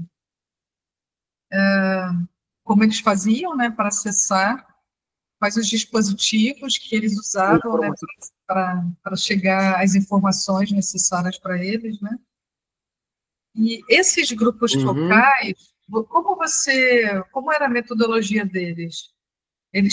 Você teve um número específico de encontros nos grupos, ou era um encontro só? E dentro do grupo focal, você utilizava alguma metodologia específica, como entrevista, ou algum tipo de trabalho visual, enfim? Ou era só uma discussão Ok. aberta, como uma roda de conversa? Ok. Se me permite, professora Ana Cláudia, eu não quero tomar nota das perguntas, não é? Porque estou a dialogar com a tela e não quero Tá, pegar papel e caneta. tá Portanto, ótimo. gostaria de responder pontualmente as questões. Vamos seguir assim, dialogando, não é? Agora, para conduzir os grupos focais, de facto, há multiplicidades de dispositivos, né, para agenciamento, para gerenciar isso. E não existe uma fórmula ouro, né? Para cada grupo, para cada lugar onde a gente está, há coisas que vão funcionar e há coisas que não vão funcionar, mas a gente vai optar por aquilo que vai funcionar. Eu, em particular, para os grupos focais que fui fazendo com as pessoas, optei pela roda de conversa, né? Usei a roda de conversa. Em nenhum momento chamo de roda de conversa na tese, chamo de grupos focais, porque usei apenas a roda de conversa como uma metodologia para debater com as pessoas, né?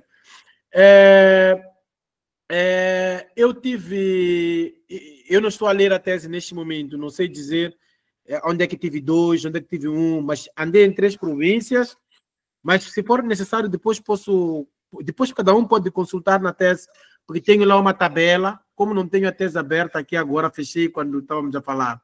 Não tenho a memória mais ou menos de quantos grupos focais conduzi na Beira, quantos conduzi em Maputo e quantos conduzi em Nampula. Mas o importante nisso é dizer que a estratégia de manuseio desses grupos focais foi basicamente a mesma. Optei pela roda de conversa, eu juntei as pessoas que eu recrutei ou então que achei que fossem elegíveis para aquilo que eu queria, né? Juntava as pessoas, no mínimo, cada grupo de conversa tinha mais ou menos 5 pessoas, né? Considerei 5 pessoas como grupo mínimo para poder conduzir uma roda de conversa. Então, nas 5 pessoas que eu tinha, mas há grupos que consegui ter mais ou menos 20, porque existem sessões que em Nampula, por exemplo, fiz elas acontecerem em dias em que os ativistas tinham atividades com os seus beneficiários, né?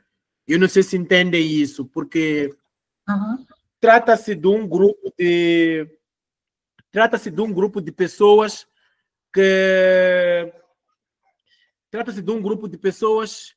que elas mantêm contactos frequentes com as pessoas que garantem a informação e a entrega dos insumos, não é? Cada ativista na ONG tem um grupo de pessoas que ela cuida delas, né? Que constantemente se encontra com elas em intervalos de 2 em 2 semanas ou uma vez por mês para abastecer-lhe com estoque de camisinhas e lubrificantes, né? Então, Eles entraram em contato com as pessoas, disseram às pessoas que, olha, na sexta-feira à tarde, eu gostaria que vocês viessem levantar as camisinhas e os lubrificantes nos escritórios da ONG, né? Então, as pessoas apareceram. Quando apareceram, eram apresentadas a mim, né? De que eu sou pesquisador, estou lá para trabalhar com eles, para saber mais ou menos como é que o programa está a andar, o que é que pode ser melhorado. Mas as pessoas, como precisam de benefícios desse programa, facilmente aceitavam participar, né? Aí entrávamos na sala, às vezes fazíamos no jardim, nos dias que não fossem dias de chuva, né? Sentávamos assim em roda, e eu convidava as pessoas, dizia às pessoas que, olha, eu sou fulano, estou aqui como pesquisador, né? E eu gostaria de saber de vocês, né? Como é que este e aquele assunto, como é que vocês veem este e aquele assunto. E gostaria que falassem de forma espontânea, né? Que no trabalho, no relatório que eu vou produzir sobre este trabalho que estou a fazer, não é de colocar nome de nenhum de vocês, né? Aí dava o papel, o documento, nesse caso, o termo de consentimento livre e esclarecido para as pessoas assinarem, né? Ficavam com o meu contacto e o contacto do comitê de ética para me denunciar caso alguma coisa errada aconteça com a sua participação da sessão, né? E aí começava a conversa, né? É muita coisa que saía da conversa. E olha, eu gravava essas entrevistas porque as pessoas permitiam que eu gravasse a sessão. Portanto, não sei se é isso que queria ouvir, professora. Não, tá certo. Acho que se aproxima muito da forma de pesquisa no Brasil, né? Até porque seu orientador, a sua pesquisa também foi conduzida por uma instituição brasileira, então é bem próximo também.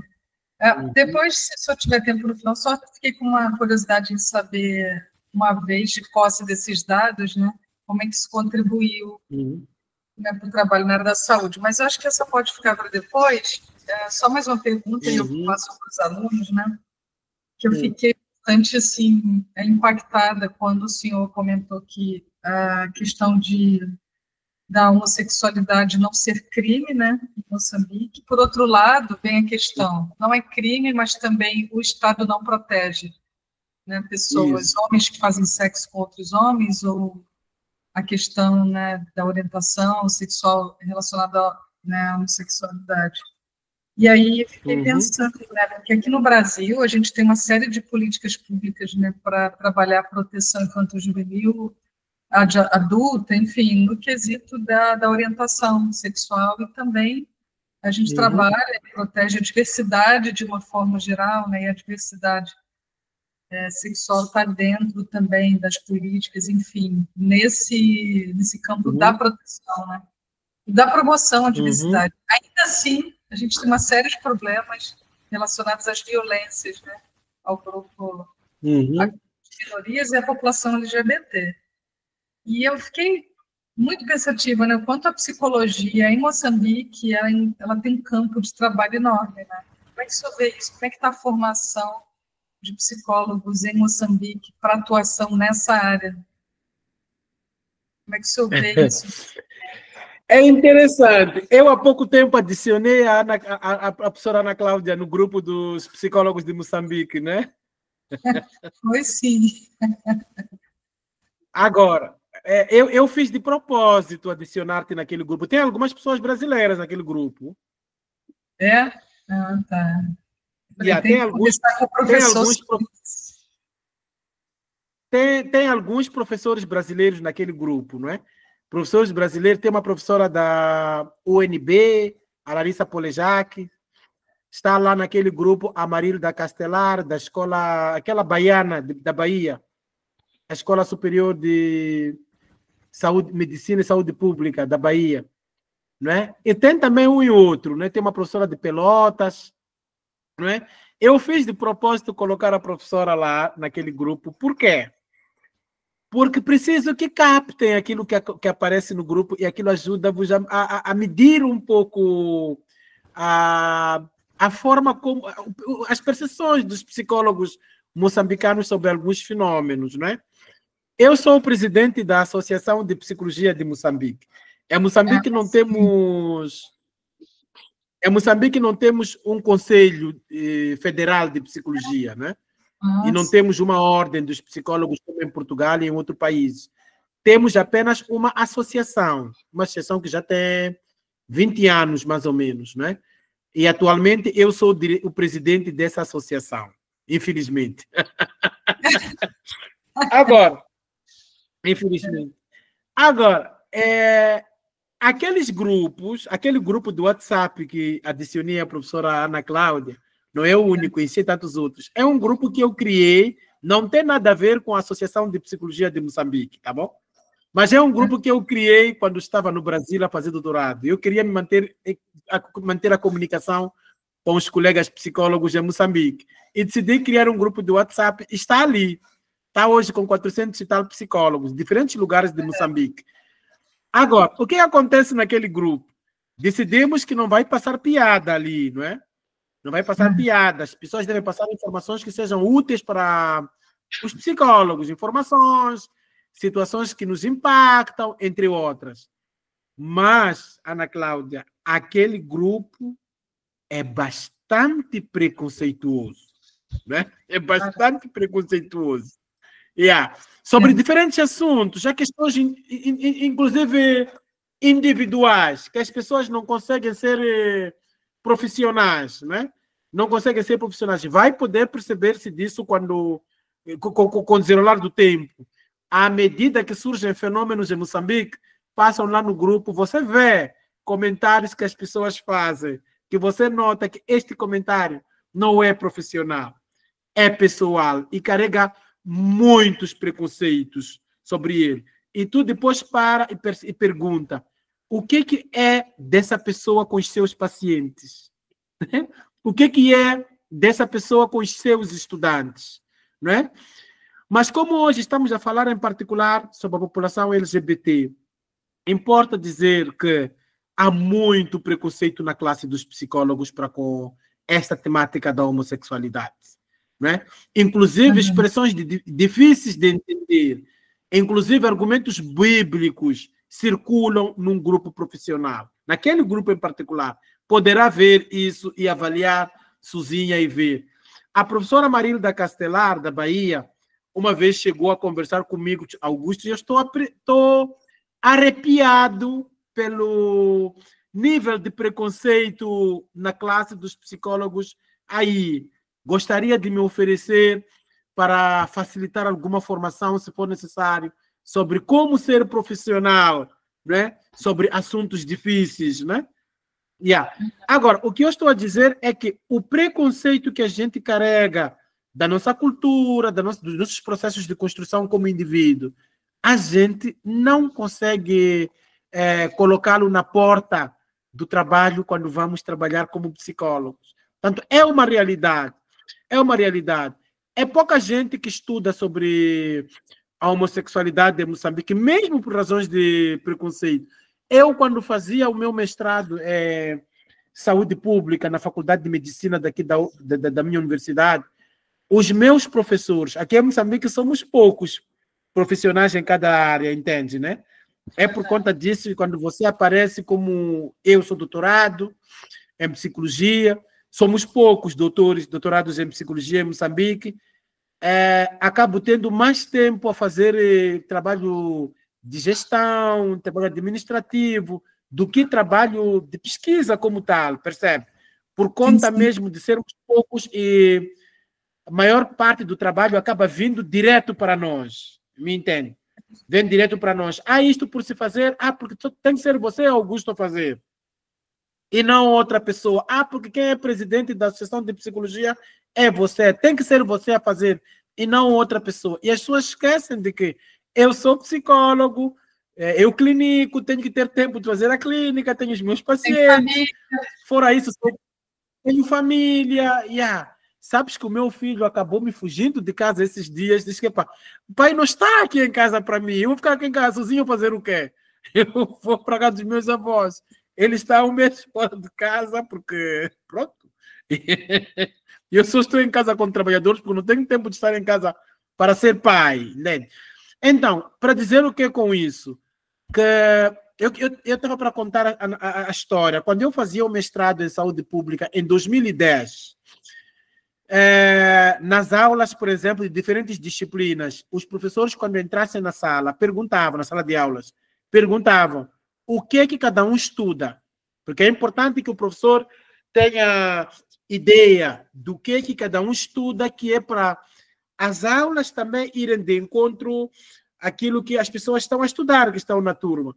Os professores já nem falavam, bastava eu entrar na sala, o professor já me chamava, o homem das minorias.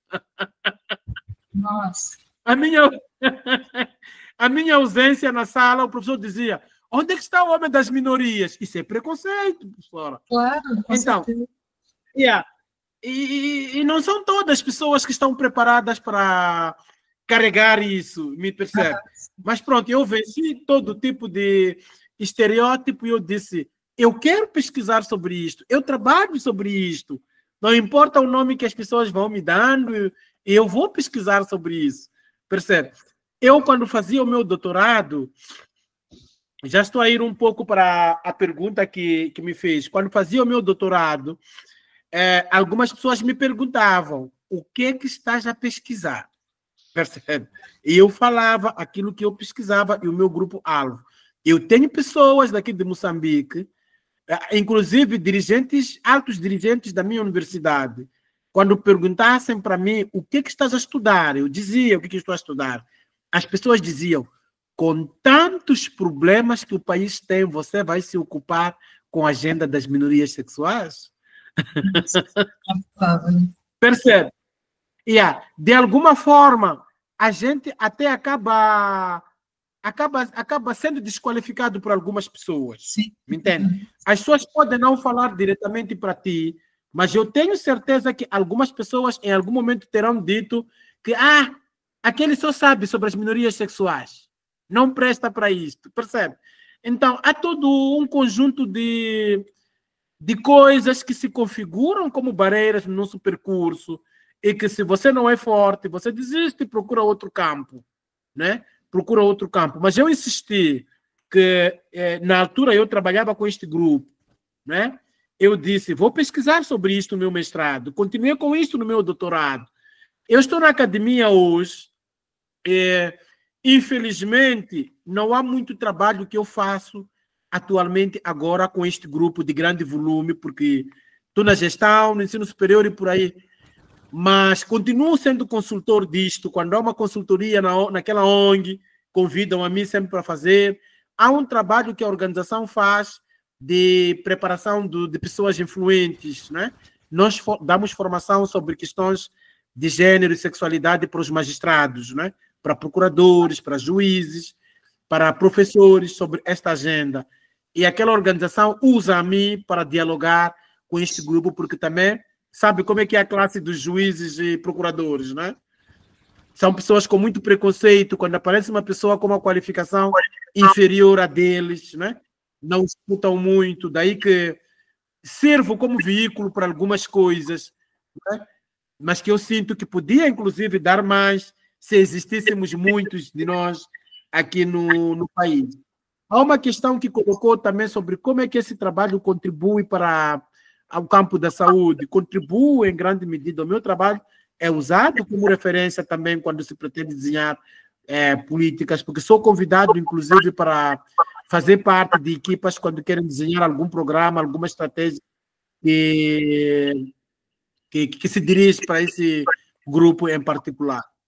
Foi importante e continua sendo importante. Que bom. Muito bom te ouvir. Queria abrir para a turma, gente, perguntas. Vamos aproveitar aí um pouquinho de tempo que nos resta. Pode falar, Ana. Eu acho que como eu pelo menos estou na vibe ainda da inserção ecológica e como a Sandra narrou, né, como o campo influenciou muito ela, eu queria perguntar como é que você se sentiu tocado de alguma forma com aquelas pessoas, se teve isso, se teve alguma diferença do início da pesquisa para o final da pesquisa, de como você se sentiu em relação a isso.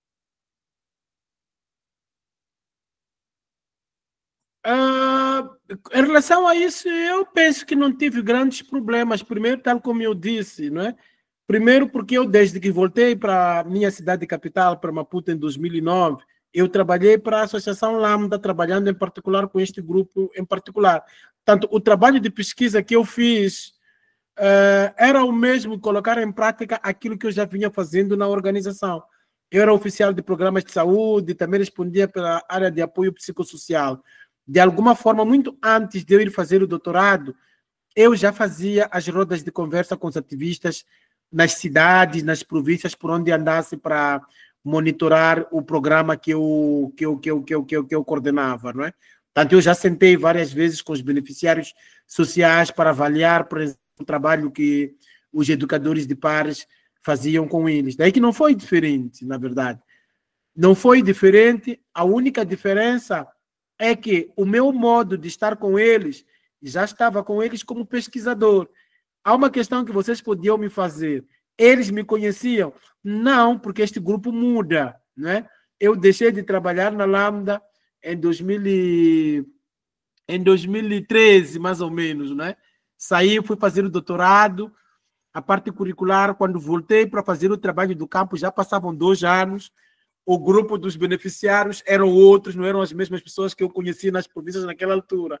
Mas me senti mesmo, né?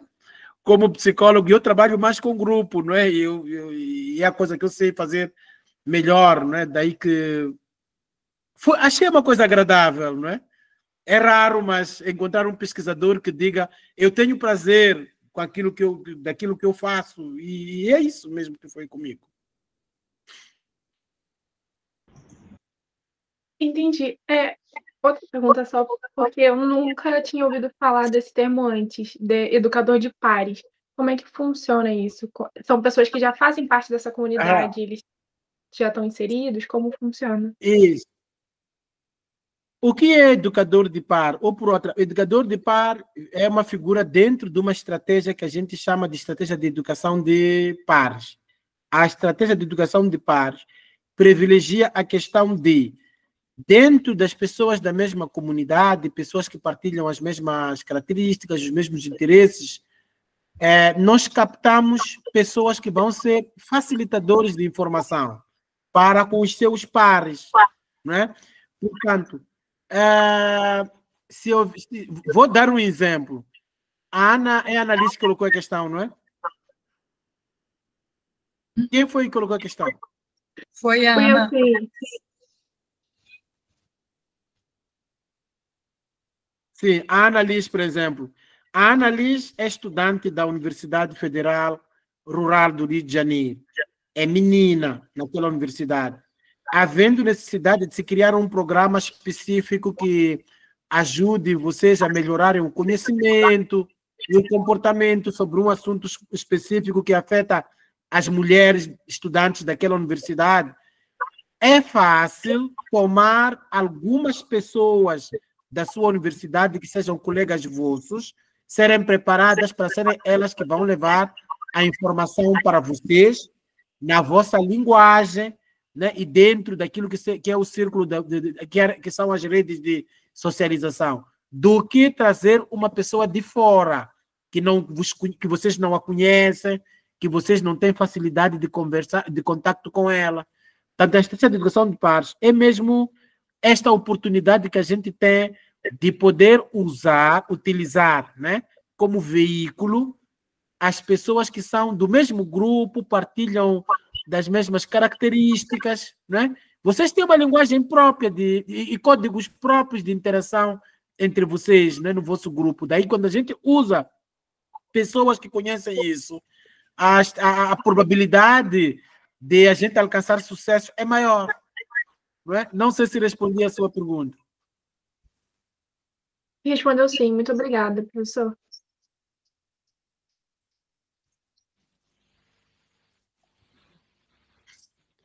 Mais? Alguma outra questão? Eu fiquei curiosa em saber por que o senhor incluiu os professores no grupo, como fazendo parte aí, né, das populações vulneráveis. Ok. Os professores fazem parte das populações vulneráveis por uma razão, né? É por causa mesmo da questão do assédio sexual, professor. O assédio sexual é uma realidade aqui em Moçambique. Os professores aqui em Moçambique que estão nas zonas recônditas envolvem-se com estudantes, né? Envolvem-se com estudantes, daí que eles estão na escola, são pessoas vulneráveis, são pessoas com uma... Não estou a falar de professores universitários, mas embora também temos assédio no ensino superior, né? O poder que o professor tem aqui no país é maior, os estudantes humilham seus professores para poderem ter facilidades de passarem de classe, não é? Daí que acabamos tendo professores que se envolvem sexualmente com vários estudantes no ano, não é? Daí que eles também são tomados como integrantes do grupo de pessoas vulneráveis. Gente, assinem a lista, por favor, de presença, Yeah. tá? Tá no chat aí. Entendi, professor. É uma realidade a questão do assédio sexual. Nossa, uma realidade complexa. Pelo que eu entendi também, em Moçambique ainda existem poucas políticas públicas, né, para a questão da promoção de saúde, né, a grupos vulneráveis ou população em vulnerabilidade, não é isso? Sim, mas hoje em dia já começam a surgir, mas são poucos dispositivos. Para o grupo, por exemplo, dos homens que fazem sexo com homens em particular, mesmo a população LGBTI no geral, não existe muita coisa. Existe esse plano que eu referi, que é uma política maior, mas que para a sua plena materialização precisava de outros dispositivos inferiores, né? Mas que não existem. Não existem mesmo por conta do...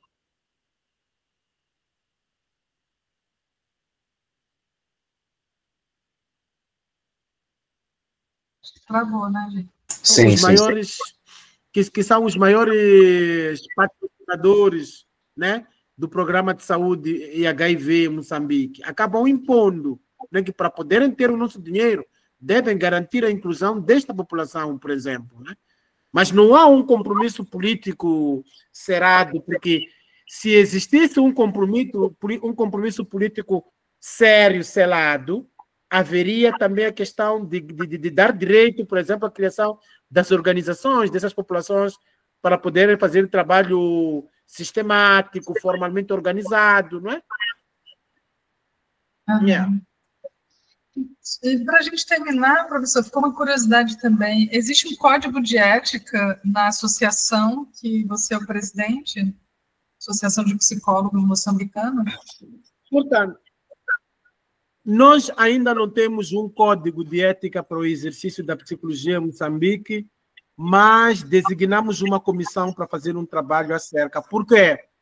A associação não estão inscritos todos os psicólogos, porque é uma associação, não é uma ordem, não é um conselho, né?